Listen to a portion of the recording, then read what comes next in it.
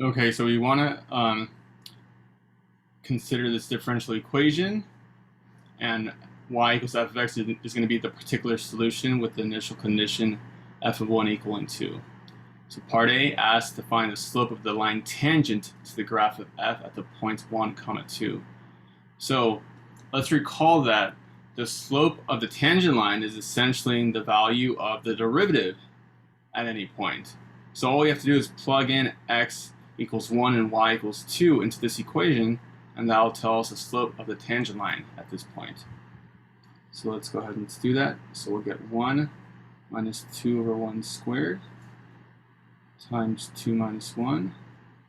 So 1 minus 2, so we have negative 1 times 1, so our answer is just negative 1. Right, part B, we're going to sketch the slope field for the differential equation that we're given at these 9 points. So let's first make an XY table so we can organize our slopes. So we have x is negative 1, 1, and 2.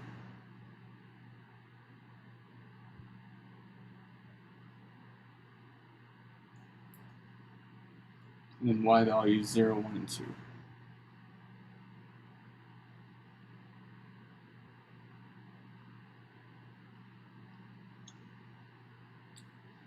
Now, when you're finding the values of the slopes here, you're just basically plugging these values into this equation here.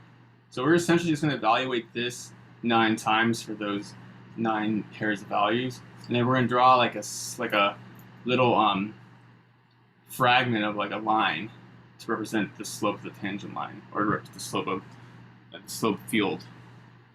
So for like the example, we're going to plug negative 1, 0, and then this value, we're going to write down our values of our derivatives. So negative 1, 0. So we get 1 minus 2 over negative 1 squared, so 1 minus 2. So we'll get negative 1 times negative 1, and that'll give us 1. Negative 1 times 1, or negative 1 for x, 1 for y. So whenever y is 1, a quick way to go through some of these is we can see that when you plug in 1 for y, this is going to give us 0. So 0 times anything will give us 0. So anytime y is 1, we know that the dy dx value is going to be 0. So let's take care of those 3. Now let's go for the rest. Negative 1 and 2. So 1 minus 2 over 1. So negative 1 is 1. Negative 1. 1 for x, so 1 minus 2. Negative 1. 0 for y. Negative 1, so negative 1 times negative 1. 1. 2. 1 minus 2 over 1, so 1 minus 2 is negative 1, times 2 minus 1, so times 1. So we just get negative 1 times 1. And 2 for x and 0 for y. So 1 minus 2 over 4, so 1 minus 1 half, we get negative 1 half times negative 1. Not negative 1 half, positive 1 half. Times negative 1. Negative 1 half is our answer. Then 2 and 2. So 1 minus 2 over 2 squared, so 1 minus 1 half, so we get 1 half times 2 minus 1, so 1 half times 1. So 1 half. Now, so at negative 1, 0, so over here, we just plot a little line segment that has a slope of 1. So negative 1, 1, horizontal line, because that's a 0 slope. Negative 1, 2, slope of negative 1. 1, 0, positive slope of 1. 1, 1, another horizontal line. 1, 2, negative 1 again. 2, 0. Not as steep as this one, like a little less, like that. 2, 1, still a horizontal line. And 2, 2. And this one should actually be the other way.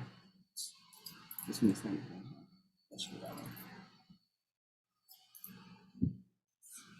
All right, on to the final part.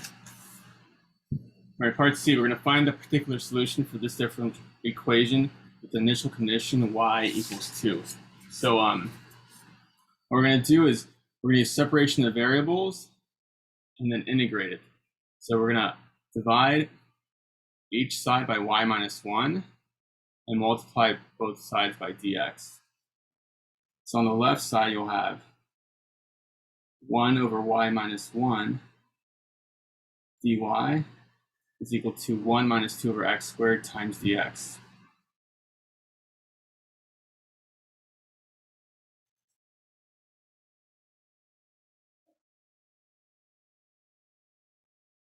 And this is what we're going to integrate. We're going to integrate this side and this side. So 1 over y minus 1, remember the natural logarithm property, that'll just be the natural log of the absolute value of y minus 1. And this is, remember, this is just like 1 minus 2x to the negative 2. The antiderivative of 1 is just x. And the antiderivative of this, add 1 to the power, so it'll be the negative 1 power over negative 1. So minus 2x to the negative 1 over negative 1. And we're just going to add the constant to this side, and we'll call it C1, because usually in these types of problems, you may have multiple constants, so we want to distinguish them. Now from here, we know that we're given the initial condition f of 1 equals 2. So then we know that this is going to be a positive number, because we know that, again, that y is 2 and x is 1, which is positive. So then we apply the exponential property. We take e to this whole quantity is equal to y minus 1. We get y minus 1 is equal to e raised to the x minus, so plus 2x to negative 1 plus c1.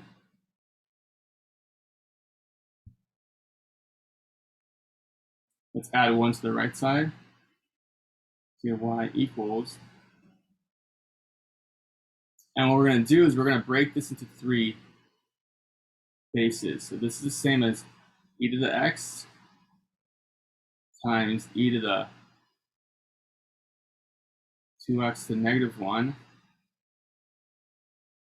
times e to the c1. And again, we're going to add that 1, so plus 1.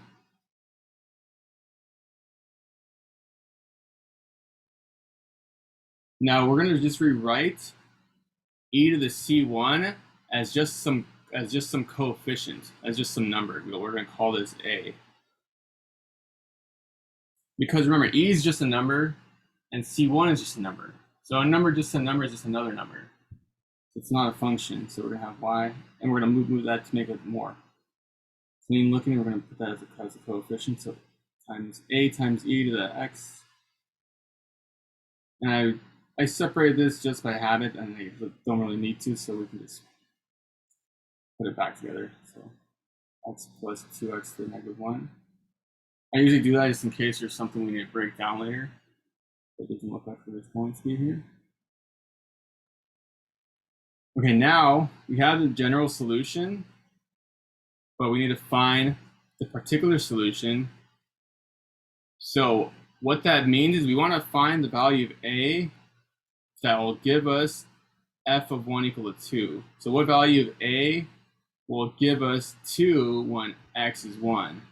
So for that, we just plug those values in. So y is going to be 2. We set that equal to a times e. X is 1, so e to the 1 plus 2 times 1 to the negative 1 is just 1, so plus 2 times 1 plus 1. And we're going to solve this equation for E, or for A. We get 2 is equal to A E, so 1 plus 2 is just A E to the third plus 1. We're going to take away 1 from both sides. We'll get 1 equals A E cubed. And divide each side by E cubed. And so we'll get 1 over E cubed is equal to A. That's our coefficient. And now we just write our final solution with 1 over E cubed as the value of A. Or you can write that at e to the negative 3, it doesn't really matter. So we can have y equals e to the negative 3 times e to x plus 2x to the negative 1 plus 1.